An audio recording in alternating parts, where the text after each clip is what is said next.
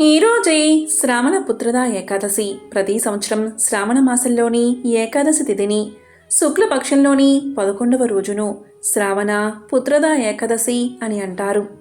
సంతానం కోరుకునే దంపతులకు ఈ వ్రతం ప్రత్యేకంగా శుభప్రదమైనది. శాస్త్రాలు ఈ ఏకాదశిని అత్యంత పుణ్యమైనదిగా వర్ణిస్తాయి.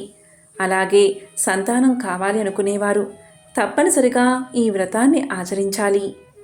దంపతులు పుత్రద ఏకాదశి వ్రతం చేయాలి అనుకునేవారు దశమి రోజు నుంచి ఉపవాసాన్ని ప్రారంభించాలి. ఏకాదశి రోజున బ్రాహ్మీ ముహూర్తంలో నిద్రలేచి తలస్నానం చేయాలి. ఏకాదశి రోజంతా ఉపవాసం ఉండాలి. విష్ణుమూర్తిని భక్తి శ్రద్ధలతో ఆరాధించాలి.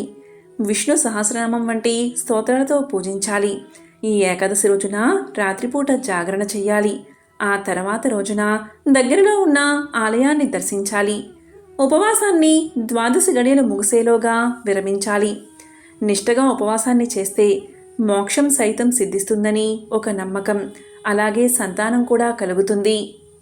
మరి ఎంతో విశేషమైన పవిత్రమైన ఈ రోజు ఈ కథను వింటే చాలు. జన్మల పాపాలు తొలగి కోటి జన్మల పుణ్యం వస్తుంది. సకల శుభాలు కలుగుతాయి. మరి ఆ కథ ఏంటో ఇప్పుడు ఈ వీడియోలో తెలుసుకుందాం. కథ భవిష్యోత్తర పురాణంలోనిది. ఒకసారి పాండవాగ్రజుడైన ధర్మరాజు శ్రీకృష్ణుతో ఇలా పలికాడు. కృష్ణ, పరంధామ, దామోదర, జనార్దన, శ్రావణ మాసంలోని శుద్ధ ఏకాదశి పేరు ఏమిటి? ఆ ఏకాదశి మహత్యం ఏమిటి? దానికి సంబంధించిన విషయాలు దయచేసి వివరంగా చెప్పండి అని కోరాడు ధర్మరాజు. అప్పుడు శ్రీకృష్ణుడు ఇలా పలికాడు. ఓ ధర్మనందన, సమస్త పాపాలను నశింపచేసేది, సకల శుభాలను చేకూర్చేది అయిన ఒక కథను నీకు తెలియజేస్తాను. సావధానంగా విను అంటూ ఇలా చెప్పడం మొదలుపెట్టాడు. ఓ ధర్మరాజా, ఈ కథను విన్నంతనే వాజపేయ యాగం చేసిన మహాపుణ్యం కలుగుతుంది. పూర్వం ద్వాపరయుగం ప్రారంభమైనప్పుడు నర్మదా నదీ తీరంలో మాహిష్మతి అనే పేరుగల నగరం ఉండేది. ఆ నగరాన్ని అభిజిత్ అనే పేరుగల రాజు వంశపారపర్యంగా వచ్చిన ఆ రాజ్యాన్ని పరిపాలిస్తున్నాడు. ఆ మహారాజుకి పుత్ర సంతానం లేదు. సమస్త సంపదలు సామ్రాజ్యం ఉన్నప్పటికీ అతనికి సుఖం లేకుండా పోయింది. లోకం తెలిసిన పురుషులకు పుత్ర సంతానం లేకపోతే ఈ లోకంలోనూ పరలోకంలో కూడా సుఖం ఉండదనే భావం ఉండనే ఉన్నది కదా. పుత్ర సంతానం కోసం ఆ మహారాజు దంపతులు చెయ్యని పూజ లేదు, వ్రతం లేదు, నోములు లేవు, దర్శించని పుణ్య ప్రదేశాలు లేవు, తీర్థయాత్రలు చాలానే చేశారు. అయినా సంతానం మాత్రం కలగలేదు. ఆ మహారాజుకి ముసలితనం వచ్చింది. కానీ పుత్ర సంతానం మాత్రం కలగలేదు. తన ప్రజలను అన్ని విధాలా సుఖ పెట్టగలిగిన కుమారుడి కోసం మహారాజు ఎంతో ప్రయత్నం చేశాడు. కానీ ఫలితం మాత్రం శూన్యం. వయసు పెరుగుతుంది, సంతానం లేదు అనే బాధ ఆ మహారాజును మరింత వేధిస్తుంది. ఈ సమయంలో మహారాజు ఒకరోజు తన మంత్రులను, పురోహితులను, రాజకీయ ఉద్యోగులను, ప్రజానిక మందలి ప్రధానమైన వారిని పిలిపించి పెద్ద సభ చేశాడు. వారందరితో మహారాజు ఇలా పలికాడు. మహాజనులారా, ఈ జన్మలో నేను తెలిసినంత వరకు ఎటువంటి పాపమూ చేయలేదు. రాజకీయ న్యాయానికి విరుద్ధంగా ధనము దోచుకోలేదు. అన్యాయపు సొమ్ము పాపాన్ని కలిగిస్తుందని నాకు తెలుసు. నేను ఎప్పుడూ బ్రాహ్మణుల ద్రవ్యాన్ని లేక దేవాలయాల ద్రవ్యాన్ని తీసుకోలేదు. దాచుకున్న ద్రవ్యం కానీ, తాకట్టు పెట్టిన వస్తువులను కానీ నేను ఎప్పుడూ అపహరించలేదు. ఇతరుల ద్రవ్యం అపహరించడం అనేక పాపాలకు కారణమవుతుంది. నేను నా రాజ్యంలోని ప్రజలను కన్న బిడ్డల వలె భావించి పరిపాలించిన సంగతి మీ అందరికీ కూడా తెలుసు. ప్రజలను ఏ విషయంలోనూ బాధ పెట్టలేదు. బంధు ప్రీతితో ఎవరినీ క్షమించి విడిచిపెట్టలేదు. రాజ్య పాలనలో తప్పు చేసిన వారిని శిక్షించకుండా ఉండడమే పెద్ద తప్పు. అలాగే ఏ తప్పు చేయని వారిని శిక్షించడమూ తప్పే. అలాగే బ్రాహ్మణులను, యోగ్యులను, మహాపురుషులను చక్కగా పూజించాను. నేను ఎల్లప్పుడూ ధర్మ సహితమైన మార్గాన్ని అనుసరించాను. అధర్మంగా ఎప్పుడూ ప్రవర్తించలేదు. ఈ విధంగా ధర్మపూరితమైన జీవితం గడుపుతున్న నాకు సంతానం లేకపోవడానికి కారణం ఏమిటి? ఈ విషయాన్ని మీరందరూ చక్కగా వివరించండి అన్నాడు రాజు. రాజు మాటలు విన్న పురోహితులు, అధికారులు, ప్రజలందరూ ఒకరి ముఖం ఒకరు చూసుకున్నారు. సభలోని వారంతా మహారాజుకు ఏ విధంగా మేలు చేయగలము అని పరస్పరం విచారణ చేశారు. వారిలో ఎవరికీ ఏ ఉపాయమూ తోచలేదు.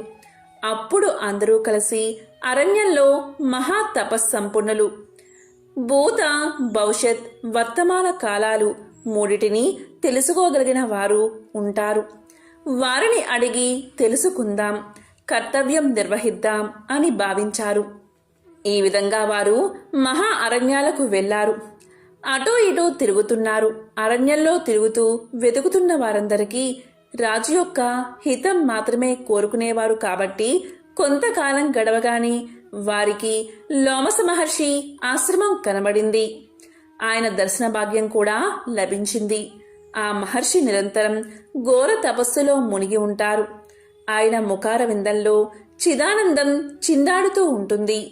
ఆయన జీవితం దోషరహితమైనది. ఎందువల్ల అంటే ఆయనకు ఆహారంతో అవసరం లేదు. మనస్సును జయించినవాడు, కోపమనేదే లేదు. ధర్మస్వరూపం చక్కగా తెలిసినవాడు, సమస్త శాస్త్రాలని చివరి వరకు చూసినవాడు. ఆ మహాత్మునకు ఎంత వయసు ఉంటుందో ఎవరూ చెప్పలేరు. బ్రహ్మదేవుడికి పగలు పూర్తయిన వెంటనే అతని వెంట్రుక ఒకటి రాలిపోతుంది. ప్రతి మానవుడి శరీరంలోనూ 3,50,00,000 రోమాలు ఉంటాయని ప్రసిద్ధి. ఒక కల్పం గడిచిపోతున్నప్పుడు ఆయనకు ఒక వెంట్రుక రాలిపోతుంది. అందువల్లే ఆయనకి లోమసుడు అనే పేరు వచ్చింది. ఆయన భూత, భవిష్యత్, వర్తమాన కాలాలు అన్నిటినీ చక్కగా తెలిసినవాడు. ఆ మహాపురుషుణ్ణి చూడ్డంతోనే సభికులందరూ మహా ఆనందాన్ని పొందారు. తమ సమస్య పరిష్కారమైనట్లే అని భావించారు. వినయ విధేయతలతో అందరూ అతనికి సాష్టాంగ నమస్కారం చేశారు. వారందరూ ఒకరితో ఒకరు మనం పూర్వకాలంలో చాలా మహాపుణ్యం చేసుకున్నాము, అందుకే ఈ మహర్షి దర్శనం లభించింది అని అనుకున్నారు. ఇక వారందరినీ చూసిన లోమస మహర్షి ఇలా పలికారు: మహాజనులారా, ఇంతమంది పట్టణవాసులు కలిసి ఈ విధంగా అరణ్యానికి ఎందుకు వచ్చారు? నన్ను చూడగానే మీ అందరి ముఖాలు వికసించాయి. మీ అందరూ ఒకరితో ఒకరు మాట్లాడుకుంటున్నారు. నన్ను చూడగానే మీ అందరికీ ఆనందం కలగడం అనేది సహజమే. మీ ఆనందంలో మీరు సమయాన్ని వృధా చేయకండి. వచ్చిన పని ఏమిటో వివరంగా తెలియచేయండి.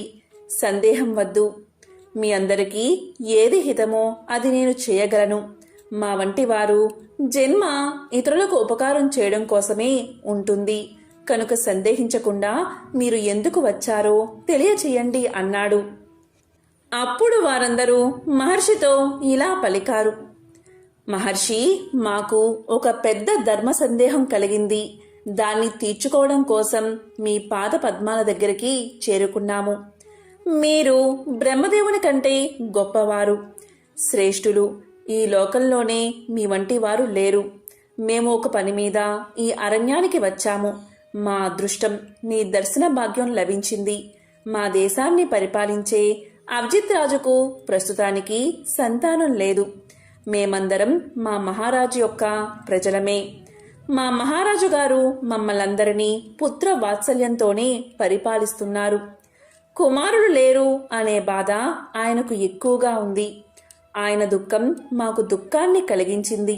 మా మహారాజు యొక్క దుఃఖాన్ని నివారించడం కోసమే మేమందరం అరణ్యంలో తిరుగుతున్నాం. ఇంతలో మా భాగ్యం కొద్దీ మీ దర్శనం మాకు లభించింది. కనుక మా కోరిక తప్పక నెరవేరుతుంది. మా మహారాజు సంతానవతులు కావడానికి ఉపాయాన్ని అనుగ్రహించండి అని ప్రార్థించారు. రాజపరివారం యొక్క ప్రార్థనని ఆలకించిన మహర్షి 2 గడియల కాలం జ్ఞాన సమాధియందు ఉండి తరువాత వాళ్ళందరికీ ఇలా చెప్పాడు: మీ మహారాజు పూర్వజన్మలో చేసిన పాపం అంతా ఇంతా కాదు. అతను దరిద్రమైన జీవితాన్ని గడిపాడు. ధన సంపాదన కోసం వ్యాపారం ప్రారంభించాడు. ఒక గ్రామం నుండి మరొక గ్రామానికి తిరుగుతూ ఉండేవాడు. అలా తిరిగేటప్పుడు కఠినమైన పనులు చేశాడు. అతనికి అప్పుడు హృదయం అనేదే ఉండేది కాదు. ఇతరులకు బాధ కలుగుతుందేమో అని ఆలోచించేవాడు కాదు. అతను ఆ విధంగా తిరుగుతూ ఉన్నప్పుడు ఒకానొక రోజున అతను గ్రామం పొలిమేరకు చేరుకున్నాడు. సూర్యుడు అప్పటికే నడినెత్తుగా వచ్చాడు. ఎండవేడి అధికంగా ఉంది. అందువల్ల అతనికి విపరీతమైన దాహం వేసింది. ఎండవేడితో బాధపడుతున్న అతను నీరు ఎక్కడైనా దొరుకుతుందా అని 4 దిక్కులా చూశాడు. అతనికి దగ్గరలో ఒక సరోవరం కనిపించింది. వెంటనే అక్కడికి వెళ్ళాడు. ఇంతలోనే కొద్ది రోజుల క్రితం దూడను ప్రసవించిన ఆవు తన లేగదూడతో సహా చెరువు వద్దకు వచ్చింది. అధికమైన ఎండ ప్రాణులందరికీ దాహాన్ని కలిగిస్తుంది కదా. ఆ గోవు కూడా దాహంతో తపిస్తూ నీరు తాగడానికి అక్కడికి వచ్చింది. ఆ గోవు నీరు తాగుతూ ఉంది. అప్పుడు అక్కడికి వచ్చిన అతను ఆ గోవును అదిలించి దూరంగా తరిమేశాడు. తాను మాత్రం ఆ చెరువులోనే నీరు తాగి దాహం తీర్చుకున్నాడు. ఆ గోవుకు కూడా తనలాగే దాహం వేసి ఉంటుంది అనే ఆలోచన కూడా అతనికి లేదు. పుణ్యమైన పాపమైన చేసిన వెంటనే ఫలితాన్ని తప్పకుండా కలగజేస్తుంది. కొద్ది రోజుల్లోనే అవి జ్ఞాపకానికి వస్తాయి. సాధారణంగా పాప పుణ్యాలు పడడానికి కొంతకాలం పడుతుంది. ఆనాడు గోవును తరిమిన పాపం ఈనాడు మహారాజుకు సంతానం లేకుండా చేసింది. మరి అంతటి పాపాత్ములు ఈ జన్మలో మహారాజు ఎలా అయ్యాడు అనే సందేహం మీకు కలిగి ఉంటుంది. పాప పుణ్యాలు వేటి ఫలితాలు వాటికి వస్తాయి. ఇంతకు ముందు జన్మలో అతను కొన్ని దాన ధర్మాలు చేశాడు. ఆ పుణ్యం పండి అతనికి ఈ జన్మలో రాజయోగం కలిగింది అని మహర్షి తెలియచేశాడు. అక్కడ ఉన్న వారంతా ఇలా పలికారు: మునీంద్ర, పుణ్యాన్ని ఆచరించడం వల్ల పాపం నశిస్తుందని పురాణాలు చెబుతున్నాయి కదా. మరి మా మహారాజు గారి పాపం ఎటువంటి పుణ్య కార్యక్రమాలు ఆచరిస్తే తొలగిపోతుందో అటువంటి కర్మను ఉపదేశించండి, మమ్మల్ని అనుగ్రహించండి. మా మహారాజుకి పుత్ర సంతానం కలిగే ఉపాయాన్ని మీరు అనుగ్రహిస్తే మీ అనుగ్రహంతో మా మహారాజుకు చెప్పుకుంటాము. మహాత్ములకు సాధ్యం కాని పని ఈ లోకంలో ఏదీ ఉండదు కదా. ఏదో ఒక విధంగా మా మహారాజు గారి వంశాన్ని నిలబెట్టి పుణ్యం కట్టుకోండి అని ప్రార్థించారు పరివారమంతా. అప్పుడు మహర్షి ఇలా పలికాడు: మీ అందరికీ మీ మహారాజు యందు అంత భక్తి అభిమానం ఉంటే మీకు ఒక వ్రతాన్ని ఉపదేశిస్తాను. దాన్ని ఆచరించండి. శ్రావణ మాసంలో శుక్లపక్షంలో వచ్చే ఏకాదశినే పుత్రదా ఏకాదశి అని పిలుస్తారు. శాస్త్రాల్లో చెప్పబడిన విధంగా ఈరోజు ఏకాదశి వ్రతాన్ని చేసి రాత్రి జాగరణ చేసి రాత్రింబవళ్ళు భగవద్గీత పఠనంతో కాలక్షేపం చేయండి. అలా ఆ ఏకాదశి వల్ల కలిగిన పుణ్యాన్ని మీ రాజుగారికి దారపోయండి. ఈ విధంగా మీరు చేస్తే మీ మహారాజుకు వంశాభివృద్ధి కలుగుతుంది, సుపుత్రుడు జన్మిస్తాడు. ఇందులో ఎటువంటి సందేహమూ లేదు అని తెలియచేశాడు. మహర్షి మాటలు విన్న ప్రజలందరూ ఎంతో ఆనందించారు. ఆ మహర్షికి సాష్టాంగ నమస్కారం చేశారు. అందరూ ఎంతో ఆనందంతో ఇళ్లకు చేరుకున్నారు. మరుసటి రోజు మహారాజు భవనానికి చేరుకుని మహారాజుతో జరిగిన విషయమంతా పూసగుచ్చినట్లుగా చెప్పారు. ప్రతి ఒక్కరూ కూడా శ్రావణ శుక్ల ఏకాదశి ఎప్పుడు వస్తుందా అని ఎదురు చూడసాగారు. ఇంతలో శ్రావణ శుద్ధ ఏకాదశి రానే వచ్చింది. వెంటనే లోమస మహర్షి చెప్పిన మాటలు అందరి చెవుల్లోనూ మారు మోగాయి. ఆ ఏకాదశి నాడు రాజ కుటుంబంతో సహా ప్రజలందరూ ఉపవాసాన్ని, జాగరణను యథావిధిగా భక్తి శ్రద్ధలతో కూడి ఆచరించారు. ప్రజలంతా రాజ దంపతులతో పాటు ఈ పుత్ర ఏకాదశి వ్రతాన్ని ఆచరించి ద్వాదశి రోజు ఆ వ్రత పుణ్యాన్ని మహారాజు కొరకు దారపోశారు. ఆ పుణ్యఫలం వల్ల మహారాజు భార్య గర్భాన్ని ధరించింది. నవమాసాలు నిండిన తర్వాత మిక్కిలి తేజవంతుడైన కుమారుణ్ణి ప్రసవించింది. కాబట్టి ధర్మరాజా, ఈ శ్రావణ శుక్ల ఏకాదశికే పుత్రదా ఏకాదశి అనే పేరు. ఇహలోకంలోనూ పరలోకంలోనూ సుఖాన్ని కోరుకునేవారు ఈ వ్రతాన్ని తప్పకుండా ఆచరించాలి. ఈ వ్రత మహత్యాన్ని విన్నవారికి సమస్త పాపాలు తొలగిపోతాయి. ఈ వ్రత కథను విన్నవారు ఈ లోకంలో సకల భోగాలు అనుభవించి పరలోకంలో స్వర్గ సుఖాలు అనుభవిస్తారు. అలాంటి వారికి సకల శుభాలు కలుగుతాయని ధర్మరాజుకు శ్రీకృష్ణుడు తెలియచేశాడు. ఎంతో పవిత్రమైన విశేషమైన ఈ కథను ఈ పుత్రద ఏకాదశి రోజు విన్నా, చదివినా, చెప్పినా, వినిపించినా సకల శుభాలు కలుగుతాయి. జన్మల దోషాలు తొలగి కోటి జన్మల పుణ్యం వస్తుంది. శ్రావణ పుత్రద ఏకాదశి ప్రత్యేకత ఏంటి అంటే ఈ రోజు కుబేరుని జన్మదినం అని కూడా చెప్తారు. సిరి సంపదలకు అధిపతి అయిన కుబేరుణ్ణి కనుక ఈ రోజున పూజిస్తే ఆయన అనుగ్రహం తప్పక లభిస్తుందట.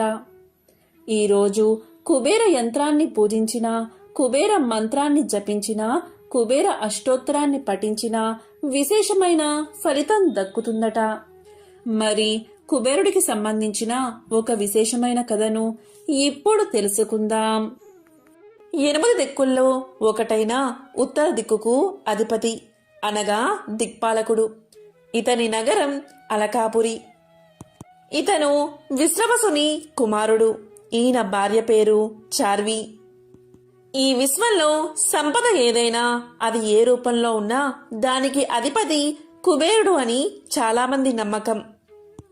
పద్మ, మహాపద్మ, శంఖ, మకర, కచ్చ, ముకుంద, కుంద, నీల, వచ్చస అనే నవనీతులు కుబేరుడి అధీనంలోనే ఉంటాయి. అటువంటి కుబేరుడి అనుగ్రహం లభించాలని ప్రతి ఒక్కరూ కోరుకుంటారు. కుబేరుడు ధనాది దేవత. కలియుగ ప్రత్యక్ష దైవమైన వెంకటేశ్వరుడు వివాహం నిమిత్తం కుబేరుడి దగ్గర ఎక్కువ మొత్తంలో ధనాన్ని అప్పుగా తీసుకుంటాడు. ఆ అప్పును ఇప్పటికీ తీరుస్తూ ఉంటాడని హిందువుల నమ్మకం. అలాంటి ధనాధిపతి అయిన కుబేరుణ్ణి పూజించేవారికి ఆర్థిక ఇబ్బందులు ఉండవు. ఇంకా కుబేరుడి బొమ్మను ఇతరులకు కానుకగా ఇవ్వడం కూడా చాలా మంచిది. అలాగే ఇతరులు కానుకగా ఇచ్చే కుబేరుణ్ణి పూజించడం వల్ల అప్పుల బాధలు, ఈతి బాధలు తొలగిపోతాయని పురాణాలు చెబుతున్నాయి. ఎంతో విశిష్టమైన ధనత్రయోదశి రోజు కుబేరుడికి సంబంధించిన ఈ చిన్న కథను ఇప్పుడు ఈ వీడియోలో తెలుసుకుందాం. కుబేరుని అసలు పేరు వైశ్రవణుడు. విశ్వవసునికి జన్మించాడు కాబట్టి కుబేరుణ్ణి వైశ్రవణుడు అని పిలుస్తారు. కృతయుగంలో బ్రహ్మపుత్రుడైన పులస్త్యుడు అనే బ్రహ్మర్షి ఉండేవాడు. ఈయన మేరు పర్వత ప్రాంతాన ఉన్న తృణబిందుని ఆశ్రమంలో నివసిస్తూ వేదాధ్యయనం చేస్తూ నిష్ఠతో తపస్సు చేసుకునేవాడు. అందమైన ప్రకృతి సంపదతో విలసిల్లే ఆ ప్రదేశంలో విహారం కోసం దేవకన్యలు, ఋషికన్యలు, రాజర్షి కన్యలు తదితరులు విహారం కోసం వచ్చేవారు. పులస్త్యుడికి వీరి వల్ల తరచూ తపోభంగం కలుగుతూ ఉండేది. అందువల్ల వారిని అక్కడికి రాకుండా కట్టడి చేయడానికి వారిని ఆ ప్రదేశానికి రావద్దని, ఒకవేళ ఎవరైనా వచ్చి తన్ని చూస్తే గర్భం దాలుస్తారని శాపం పెడతాడు. ఈ శాపం గురించి తెలియని తృణబిందుని కూతురు ఒకనాడు ఆశ్రమంలో ప్రవేశించి పులస్త్యుణ్ణి చూడడం తటస్థించింది. వెంటనే గర్భం దాల్చింది. భయాందోళనతో, ఆశ్చర్యంతో తండ్రి దగ్గరకు వెళ్లి తలవాల్చి నిల్చుంది. ఆయన తన దివ్య దృష్టితో జరిగింది గమనించి ఆమెను పులస్త్యుని వద్దకు తీసుకువెళ్లి ఆమెను స్వీకరించాల్సిందిగా కోరాడు. అందుకు పులస్త్య బ్రహ్మ అంగీకరించాడు. వీరిద్దరికీ పుట్టిన కుమారుడే విశ్రవసుడు. ఆ విశ్రవసుడి కుమారుడే కుబేరుడు. మరొక కథ ప్రకారం శ్రీ శివపురాణంలో సూత మహర్షి సౌనకాది మునులకు ఈ విధంగా తెలియచేశాడు. పూర్వం కాంపిల్య నగరంలో యజ్ఞదత్తుడు, సోమిదమ్మ అనే బ్రాహ్మణ దంపతులు ఉండేవారు. వేదాంగాలు, శాస్త్ర పురాణాలు అన్నిటిలో ప్రావీణ్యత ఉన్న యజ్ఞదత్తుడు రాజాదరణ పొంది రాజగురువుగా నియమించబడ్డాడు. వీరి ఏకైక సంతానం గుణనిధి. అతను చెడు సావాసాల వల్ల జూదానికి బానిసై ఆ జూద క్రీడ కోసం దొంగతనాలు కూడా చేయడం మొదలుపెట్టాడు. తల్లైన సోమిదమ్మకి ఇవన్నీ తెలిసినా గారాబంతో మందలించకపోగా భర్తకు ఈ విషయాలు తెలిస్తే ఎక్కడ కోప్పడతాడో అన్న భయంతో మౌనం వహించేది. యజ్ఞదత్తుడు రాజమందిరంలో కార్యకలాపాలలో నిమగ్నమై కొడుకును పట్టించుకునేవాడు కాదు. ఎప్పుడైనా కొడుకు గురించి భార్యను వాకబు చేస్తే ఆవిడ పుత్ర ప్రేమతో చదువుకోవడానికి గురువుగారి వద్దకు వెళ్లాడనో గుడికి వెళ్లాడనో అబద్ధం చెప్పి భర్తను మభ్యపెట్టేది. దానితో గుణనిధికి అడ్డు అదుపు లేక ఇంటిలో నగలన్నీ దొంగలించి మరీ జోదమాడి ఓడిపోతూ ఉండేవాడు. అలా తన తండ్రికి రాజుగారిచ్చిన వజ్రపు ఉంగరాన్ని కూడా జూదంలో పెట్టి ఓడిపోయాడు. ఆ ఉంగరం గెలుచుకున్న వ్యక్తి అనుకోకుండా యజ్ఞదత్తుని కంట పడటం, యజ్ఞదత్తుడు ఆ ఉంగరం తనదని గుర్తించి అతన్ని నిలదీయడం, అతను జూదంలో గురునిధి వద్ద గెలుచుకున్నానని చెప్పడంతో యజ్ఞదత్తుని నోట మాట రాలేదు.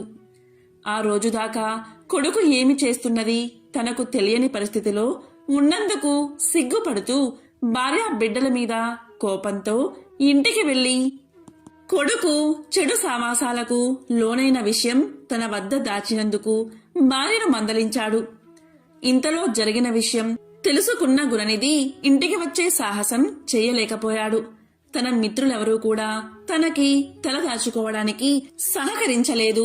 చెంతనే ఉన్న గౌతమి నది దాటి పక్క ఊరు చేరుకున్నాడు.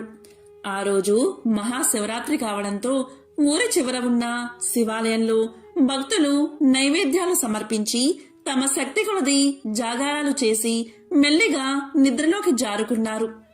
జనాలంతా పడుకున్నారని నిర్ధారించుకున్నాక ఆకలితో ఉన్న గుణనిధి శివుడికి అర్పించిన ప్రసాదాలను తీసుకుని తిందామని గర్భగుడిలోకి వెళ్లాడు. చీకటిలో ఏమీ కనిపించక తన పై వస్త్రాన్ని చించి వత్తిగా చేసి అక్కడ ఉన్న నూనెతో దీపాన్ని వెలిగించాడు.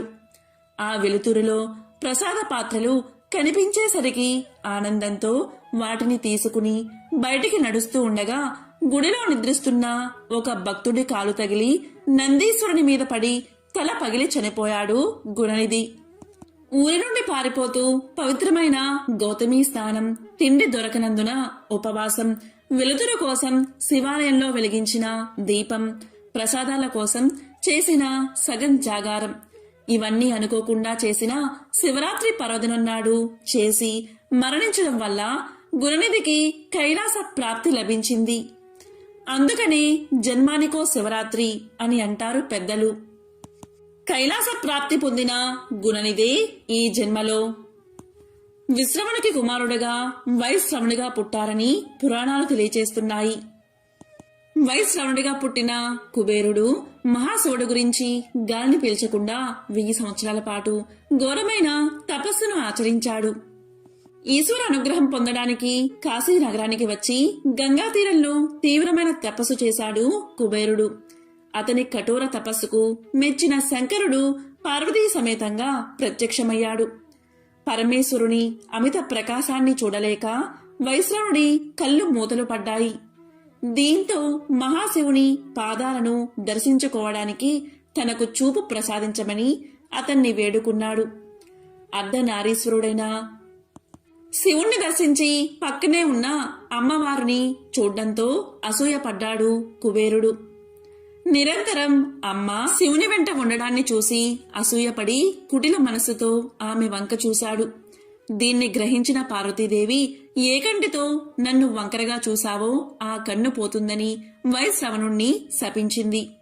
దీంతో ఎంతో బాధపడి పశ్చాత్తాపపడి వైశ్రవణుడు శివపార్వతులను వేడుకోవడంతో తన శాపానికి తిరుగులేదని, కన్ను తెల్లగా కమిలిపోయినట్లు కనిపిస్తూ కురిపిగా ఉన్న అతనిని కుబేరుడు అనే పేరుతో పిలుస్తారని ఆమె తెలియచేసింది. అసూయ అనేది ఎలాంటి వారికైనా మహాప్రమాదకారి అనే సందేశాన్ని ఇవ్వడానికి తను అలా చేశానని జగదంబ చెబుతుంది. ఆ తర్వాత పార్వతీ పరమేశ్వరులు వైశ్రవణుడు అంటే కుబేరుణ్ణి ఆశీర్వదించి నవనిధులకు అధిపతిని చేశారు.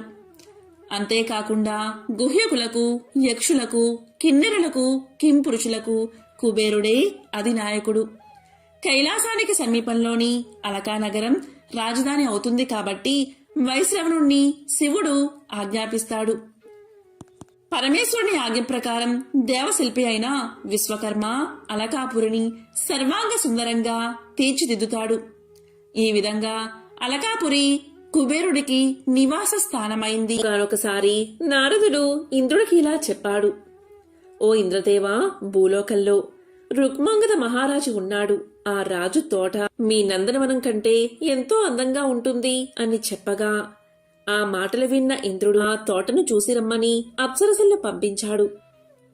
దీంతో ఆ అప్సరసలు ఆకాశ మార్గంలో భూలోకంలో ఉన్న ఆ తోటలోకి వచ్చి మొత్తం పూలంటినీ కూడా కోసుకుని వెళ్లిపోయేవారు. మర్నాడు రుక్మాంగద మహారాజు పూజకు పువ్వులు లేకపోవడం వల్ల పూలు ఏమయ్యాయా అని ఆరా తీయగా, కాపలా భటులు ఆ పువ్వులు కోసినట్లు ఎవర్నీ మేము చూడలేదు అని సమాధానం చెప్పారు. అప్పుడు రుక్మాంగద మహారాజు కాపలా వాళ్లను ఎక్కువ మందిని పెట్టాడు. అయినా మర్నాడు కూడా అదే పరిస్థితి. ఇలా 3 రోజులు వరుసగా జరగడంతో చర్చ మొదలయింది. దానిమీద రాజుకు కంటిమీద కునుక్కు లేకుండా పోయింది. పూల తోటలోకి చీమను కూడా పోనీయకుండా జాగ్రత్త పడినా ఇలా జరుగుతుంది అంటే ఆకాశ మార్గంలో ఎవరో దొంగలిస్తున్నారని చెప్పడంతో రాజుగారు తోట మొత్తం దేవుడి నిర్మాణ్యం అంటే పూజకు దేవుడి మీద పెట్టి తీసేసిన పువ్వులు మొదలైనవి ఆ తోటంతా జల్లించాడు. ఆ నిర్మాణ్య దోషం వల్ల మరుసటి రోజు ఉదయానికల్లా అప్సరసలు అలా తోటలో నిల్చుడి ఉండిపోయారు. వారి పాదాలకు దేవుడి నిర్మాణ్యం తగలడం చేత వారు దైవత్వాన్ని కోల్పోయారు. ఆకాశ మార్గాన ఎగిరిపోయే శక్తిని కోల్పోయారు. అప్పుడు రాజుగారు అప్సరసలను అడిగి విషయమంతా తెలుసుకుని మంత్రి సలహా మేరకు ఆ రోజు ద్వాదశి కావడం వల్ల నిన్న అనగా ఏకాదశి నాడు ఎవరైతే భోజనం చేయకుండా రాత్రి నిద్రపోకుండా ఉంటారో వాళ్లను తీసుకువచ్చి వాళ్ల ఫలాన్ని వీళ్లకు దారపోస్తే తిరిగి అమృతత్వం పొందుతారని, కాబట్టి ఆ విధంగా భోజనం నిద్రాలేని వాళ్లని తీసుకురమ్మని భటుల్లో ఆజ్ఞాపిస్తాడు రుక్మాంగద మహారాజు. తరువాత భటులు నగరమంతా కూడా గాలిస్తారు. ఒక పూరి గుడిసెలో ఉన్న ముసలవ్వ కనిపిస్తుంది భటులకు. రాత్రి భోజనం చేశావా అవ్వా అంటే ఆ అవ్వ, లేదు బాబు, నా కోడలు నాకు రాత్రి భోజనం పెట్టలేదు. భోజనం లేకపోవడం వల్ల నాకు నిద్ర కూడా పట్టలేదు అని సమాధానం చెప్పగా భటులు ఆ అవ్వను రాజు వద్దకు తీసుకువెళ్తారు. అప్పుడు అవ్వ తన ఫలాన్ని ఆ 3 అప్సరసలకు దారపోయగా వారు తిరిగి ఇంద్రలోకానికి చేరుకుంటారు. ఇదంతా గమనించిన రాజు తెలియకుండా చేసిన ఉపవాసానికి జాగరణకే ఇంత ఫలితం ఉందంటే తెలిసి భక్తి ప్రపత్తులతో ఏకాదశి వ్రతాన్ని ఆచరిస్తే ఇంకెంత ఫలితం ఉంటుంది అని ఏకాదశి వ్రతం గురించి ఆరా తీసి దాని వివరాలు మొత్తం తెలుసుకుని తన రాజ్యంలో అందరూ ఏకాదశి వ్రతాన్ని ఆచరించి తీరాల్సిందే అని ఆజ్ఞాపించాడు రాజు. అప్పట్నుంచి ఆ రాజ్యంలో ప్రతి ఒక్కరూ ఏకాదశి తిథికి రాత్రిపూట నాటకాలు, కథా కాలక్షేపాలు చేయించేవారు. దానితో అందరూ మోక్షాన్ని పొంది ఎవరూ నరకలోకానికి వెళ్లడం మానేశారు. నరకంలో పాపుల సంఖ్య మొత్తం తగ్గిపోయింది. అప్పుడు యమధర్మరాజు పాపులు ఎవరూ లేరు, ఇక నేనేమి చేయను అని తన మాతను శ్రీ మహావిష్ణువుకు విన్నవించుకుంటాడు. ఈ సమస్య నుంచి బయటపడ్డం కోసం శ్రీ మహావిష్ణువు మోహిని అవతారమెత్తి రాజుగారిని మోహిస్తాడు. దాంతో రాజుగారు మోహినీదేవిని పెళ్లి చేసుకుందాము అని అనుకోగా మోహినీదేవి రూపంలో ఉన్న శ్రీ మహావిష్ణువు రాజుగారితో, నాకు ఒక కోరిక ఉన్నది, నాకు నచ్చినప్పుడు అడుగుతాను, అప్పుడు మీరు కాదనకుండా ఆ కోరిక తీర్చాలి. ఈ షరతుకు సిద్ధమైతేనే మిమ్మల్ని పెళ్లి చేసుకుంటాను అని పలికింది. దానికి రాజు ఒప్పుకుంటాడు. వారిద్దరూ వివాహం చేసుకుంటారు. కొన్ని సంవత్సరాలకు పుత్ర సంతానం కలుగుతుంది. ఆ కొడుకును రాజుగారు ఎంతో అల్లారుముద్దుగా పెంచుతారు. ఇక తొలి ఏకాదశి రోజు మోహినీదేవి కొడుకును శివుడికి బలి ఇవ్వమని రాజును కోరుతుంది. మోహినికి ఇచ్చిన మాటకు కట్టుబడి రాజుగారు ఖడ్గంతో తన కొడుకును చంపబోతూ ఉండగా ఆ ఖడ్గమే పూలమాలగా మారి తన కొడుకు మెడలో పడుతుంది. అప్పుడు రాజు యొక్క భక్తి ప్రపత్తులకు మెచ్చిన మోహినీదేవి రూపంలో ఉన్న శ్రీ మహావిష్ణువు జరిగిన వృత్తాంతమంతా కూడా వివరించి ఇక నుంచి ఏకాదశి రోజు ఉపవాసముండి జాగరణ చేసి ద్వాదశి నాడు పూజ చేసి ఈ కథను తెలుసుకుని కథా అక్షింతలు వేసుకుంటే 1,000,000 జన్మల పుణ్యం కలుగుతుందని వరాన్ని ప్రసాదించాడు. ఇది తెలియని వాళ్ళు, తెలిసిన ఏకాదశిని ఆచరించిన వాళ్ళు యమలోకానికి చేరుకుంటారని రుక్మాంగద మహారాజుకు విష్ణుమూర్తి తెలియచేశాడు. ఏకాదశి వ్రతం చెయ్యనివారు యమలోకానికి వెళ్లడం ఆరంభించారు. కొంత ఉపశమనం కలిగింది యమధర్మరాజుకు. మోక్షాన్ని ప్రసాదించే గజేంద్ర మోక్షం కథను ఒక్కసారైనా వింటే చాలు, జన్మల పాపాలు తొలగి మోక్షం కలుగుతుంది. శ్రీ మహావిష్ణువు యొక్క సంపూర్ణ అనుగ్రహం కలుగుతుంది. మరి ఆ కథ ఏంటో ఇప్పుడు ఈ వీడియోలో తెలుసుకుందాం. భాగవతంలో గజేంద్ర మోక్షం కథ వివరించబడి ఉంది. ఒకసారి శుక్ర మహర్షి శ్రీ మహావిష్ణువు గజేంద్రుణ్ణి కాపాడడం కోసం భూలోకానికి వచ్చాడని పరీక్షిత్ మహారాజుకు తెలియచేశాడు.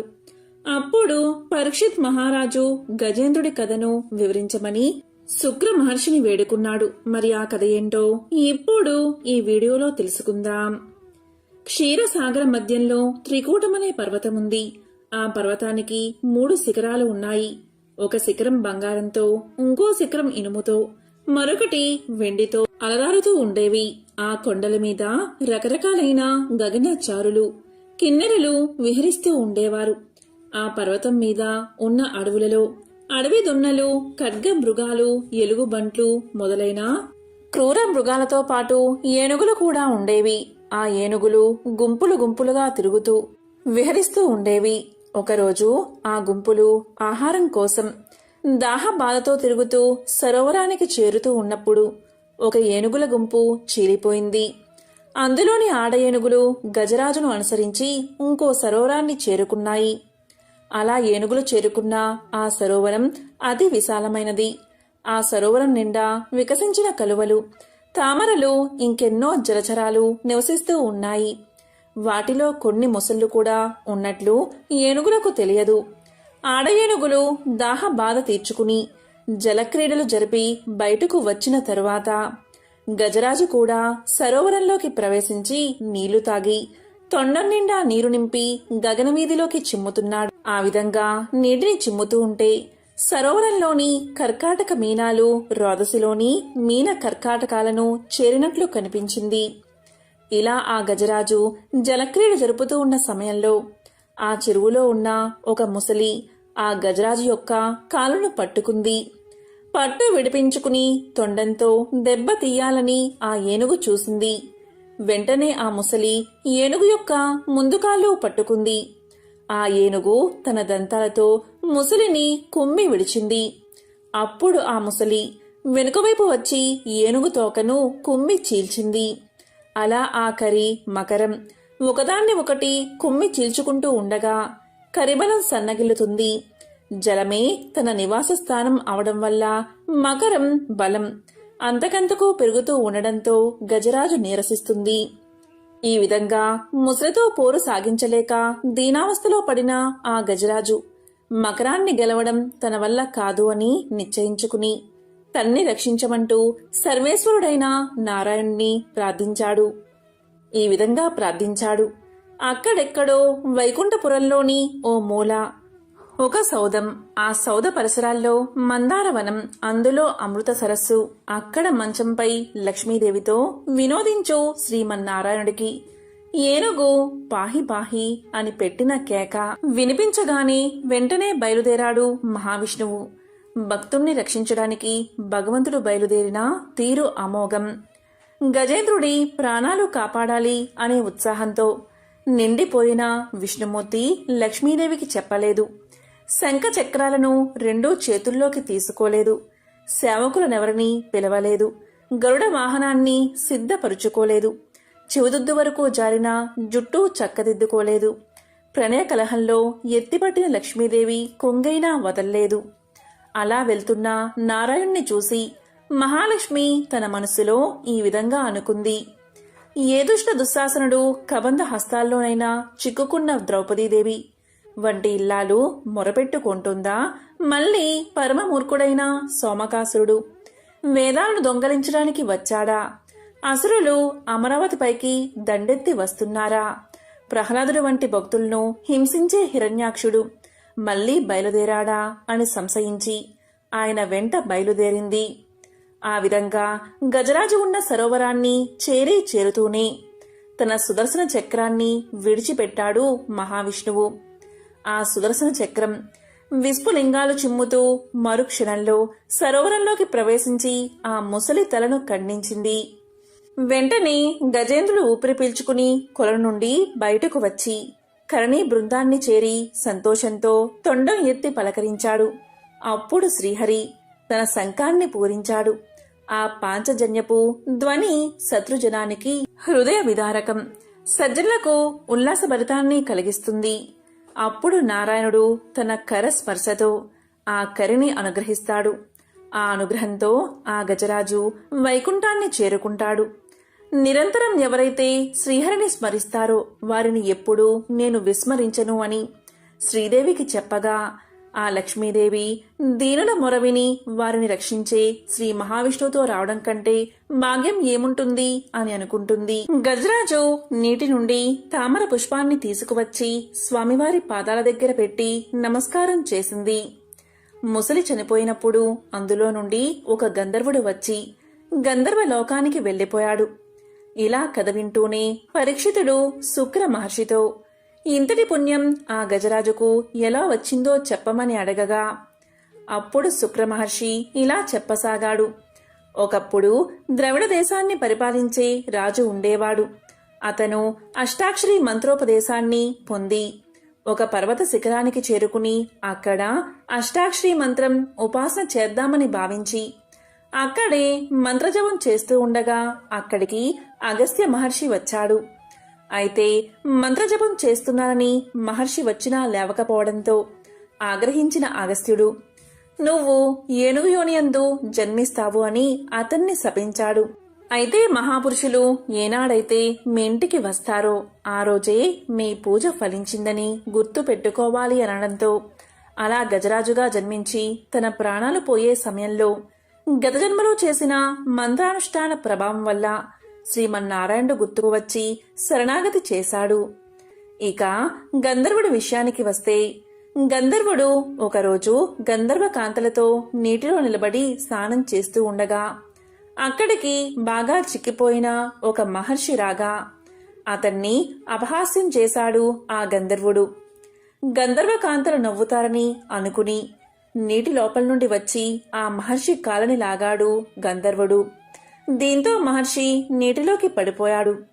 అప్పుడు ఆగ్రహించిన మహర్షి నీకు నీటి అడుగు నుండి వచ్చి కాలులాగే అలవాటు ఉంది కనుక అలా చేసే ముసలివై జన్మించమని శపించాడు. ఆ విధంగా సుదర్శన చక్రంతో తల నరకబడగా అతనికి శాప విమోచనం కలిగింది. అందుకే గంధర్వుడయ్యి గంధర్వ లోకానికి వెళ్లిపోయాడు. ఈ విధంగా గజేంద్ర మోక్షం కథను శుక్ర మహర్షి పరీక్షిత్ మహారాజుకు తెలియజేశాడు. ఈ విధంగా భాగవతంలో చెప్పిన కథలన్నీ ఒక ఎత్తు అయితే గజేంద్ర మోక్షం ఒక ఎత్తు. ఎవరైతే ఈ గజేంద్ర మోక్షం కథని శ్రద్ధగా వింటారో వారి పాపాలన్నీ పరిహరించబడతాయి. ఐశ్వర్యం కలిసి వచ్చి దరిద్రం తొలగిపోతుంది. గ్రహదోషాల వల్ల కలిగే పీడలు తొలగిపోతాయి. ఓం నమో నారాయణాయ.